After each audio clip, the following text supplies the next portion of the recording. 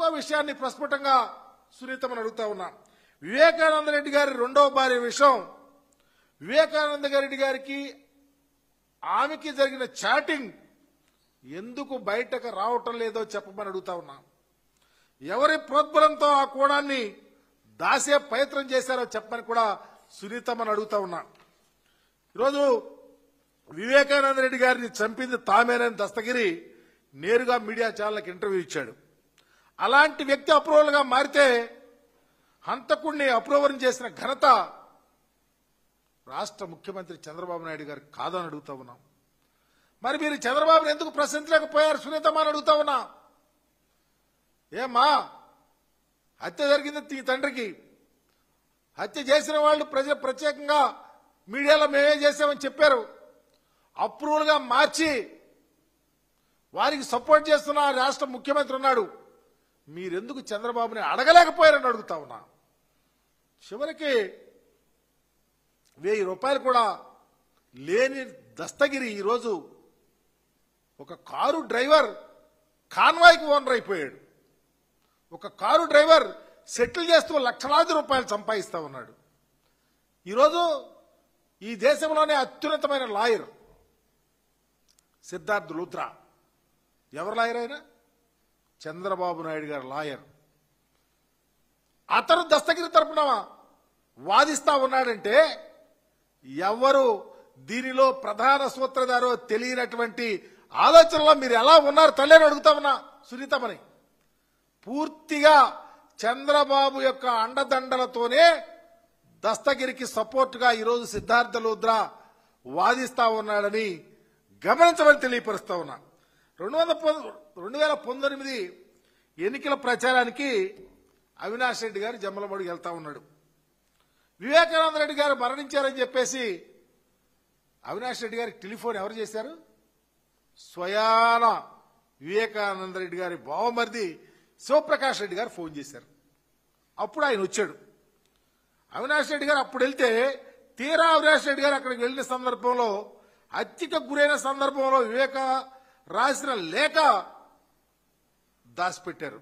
ఎవరు దాచిపెట్టారమ్మా సునీతమ్మ? నీకు నీ భర్తకు తెలియదా? ఆ లేఖ ఎందుకు దాచిపెట్టారు? వివేకానంద రెడ్డి గారి యొక్క ఫోన్ కాల్ డేటా ఎందుకు డిలీట్ అయింది? ఎవరు డిలీట్ చేశారు? సమాధానం చెప్పగలుగుతారా? మీరు సమాధానం చెప్పగలుగుతారా? మీ దగ్గర సమాధానాలు ఉన్నాయని అడుగుతా ఉన్నా.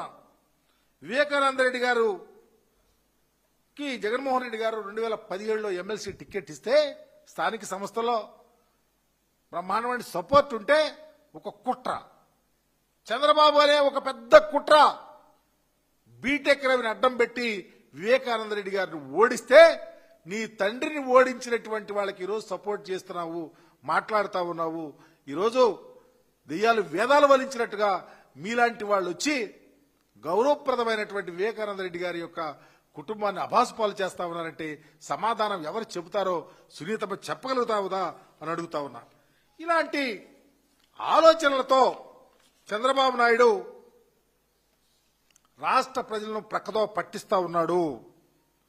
ఈరోజు స్థానిక సంస్థల ఎన్నికలకు సంబంధించి జడ్పీటీసీ ఎన్నికలు పులివెందలలో చాలా దెయ్యాలు వేదాలు వల్లించినట్టుగా వ్యవస్థను వాళ్ళ చేతులు పెట్టుకుని ప్రజలను భయభ్రాంతులు చేస్తూ, ప్రజల మీద దాడులు చేయిస్తూ, అఘాయిత్యాలు చేయిస్తూ ఏ నిమిషంలో ఏం జరుగుతుందో అని భయం చేసి ఏదో ఒక రకంగా పులివెందల జడ్పీటీసీ ఎన్నిక గెలుచుకోవాలని ఒక కుట్రతో రాజకీయాలు చేస్తున్న చంద్రబాబుకి నువ్వు ఎలా సపోర్ట్ చేస్తావో సునీతమ్మ చెప్పాలని చెప్పేసి అడుగుతా ఉన్నా.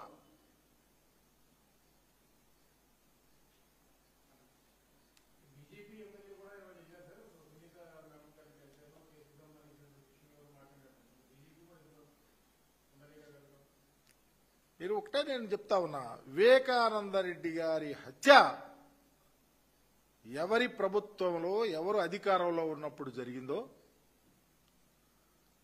వ్యవస్థలన్నీ ఎవరి చేతుల్లో ఉన్నాయో, నిజంగా దాంట్లో నిజాలు నిగ్గుదేల్చాలంటే త్రికరణ శుద్ధితో చేస్తే అన్నీ తెలిసాయి. బీజేపీ వాళ్ళ, చంద్రబాబు చేశాడా, సునీతమ్మ ఇప్పుడు ఎవరి తరపున వెళ్ళి ఎవరితో మాట్లాడుతూ ఉంది, ఎవరిని అబాస్పాలు చేయాలని చూస్తూ ఉంది, అన్నీ ప్రజలకు అర్థమవుతా ఉన్నాయి.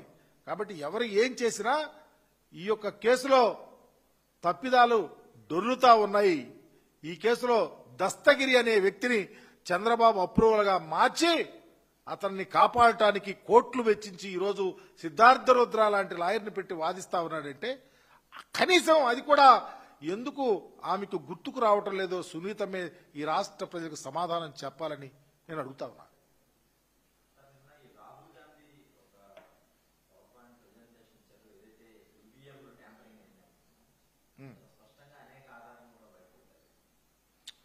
దేశవ్యాప్తంగా చర్చ జరుగుతోంది. అంటే వేరువేరుగా ఏ రాష్ట్రంలో ఏం జరుగుతూ ఉందో మేమేం రీసెర్చ్ చేయలేం. కానీ 2024 ఎన్నికలు ఆంధ్రప్రదేశ్కి సంబంధించి మాకు కొన్ని సందేహాలున్నాయి, అనుమానాలున్నాయని వాటిని నివృత్తి చేయమని చెప్పేసి మేము ఎన్నికల కమిషన్ని మా ప్రీతమ నాయకులు, మా పార్లమెంట్ సంబంధించినటువంటి పార్లమెంట్ సభ్యులు, పార్లమెంటరీ పార్టీ నాయకులైనటువంటి వైవి సుబ్బారెడ్డి గారు ఎలక్షన్ కమిషన్ని కలిసి మాకు ప్రధానంగా 3 అంశాల మీద అనుమానాలు ఉన్నాయి అని వాటిని కూడా ఎలక్షన్ కమిషన్కి ప్రొడ్యూస్ చేశాం. మొదటిది విజయనగరానికి సంబంధించి విజయనగరంలో ఎన్నికలు జరుగుతా ఉన్నప్పుడు ఈవీఎంలు 40 నుంచి 50% ఛార్జింగ్ ఉంది. ఎన్నికల కౌంటింగ్ దగ్గరకు వచ్చేవరకు 90% ఉంది. కాబట్టి ఖచ్చితంగా ట్యాంపరింగ్ జరిగింది, ఒక ప్రత్యేకమైన అనుమానం అది. అట్లాగే ఈవీ ప్యాడ్లకు సంబంధించి ఆ స్లిప్స్ వెరిఫికేషన్కు ముందే పగలగొట్టేశారు. అదే కాకుండా మేము కౌంటింగ్ సీసీ ఫుటేజెస్ ఇవ్వమని అడిగితే అవి కూడా ఇవ్వలేకపోయారు. దీనికి సంబంధించి పూర్తిగా నిజ నిర్ధారణ చేయమని ఎన్నికల కమిషన్కి ఇచ్చాం. రెండవది ఒంగోలుకు సంబంధించి పోలింగ్ ప్రొసీజర్కి సంబంధించి మాక్ పోలింగ్ గురించి చెప్పని చెప్తే దాన్ని కూడా తూతూ మంత్రంగా చేస్తారు, అక్కడ కూడా అనుమానం వస్తూ ఉందని చెప్పి. మూడవది పర్టికులర్గా 2014 కానీ 2012 కానీ 2014 కానీ 2019 మన రాయచోటి నియోజకవర్గంలో ఎన్నికలు జరిగినప్పుడు ఆనాడు తెలుగుదేశం పార్టీకి ఎన్ని ఓట్లు వచ్చినాయో లేకపోతే వైఎస్ఆర్ కాంగ్రెస్ పార్టీకి ఎన్ని ఓట్లు వచ్చినాయో పూర్తిగా ప్రస్ఫుటంగా ఆనాడు 2019 కానీ 14 కానీ 60,000 నుంచి 66,000 తెలుగుదేశానికి వస్తే దగ్గర 80,000 98 నుంచి 92,000 మధ్య వైఎస్ఆర్ కాంగ్రెస్ పార్టీకి వస్తే ఏదన్నా కొంచెం స్లైట్ గా 200-300 డిఫరెన్స్ వచ్చింది. కానీ ఒకేసారి ఓవర్హెల్మింగ్ గా 2024లో 30,000 ఓట్లు పెరిగినాయి. 30,000 ఓట్లు తెలుగుదేశానికి పడి అని చెప్తా ఉంటే అనుమానాలు వస్తా ఉంది. కాబట్టి డీటెయిల్ గా వీటి మీద ఎంక్వైరీ చేయమని ఎన్నికల కమిషన్కి ఇచ్చాం. తప్పకుండా, ఎందుకంటే ఇది రాష్ట్ర వ్యాప్తంగా జరుగుతున్నటువంటి చర్చ. దానిలో ఆంధ్రప్రదేశ్లో 100కి 100% అవకతవకలు జరిగినాయి అనేది మా యొక్క ఆలోచన విధానం. దాన్ని వెరిఫై చేయమని ఎన్నికల కమిషన్కి కూడా ఇవ్వడం జరిగింది.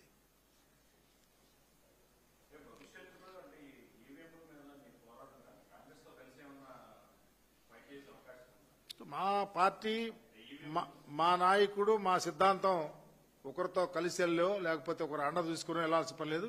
నిబద్ధతతో న్యాయంగా పార్టీని, మా సిస్టాన్ని నడిపే నాయకుడు ఉన్నాడు. పార్టీ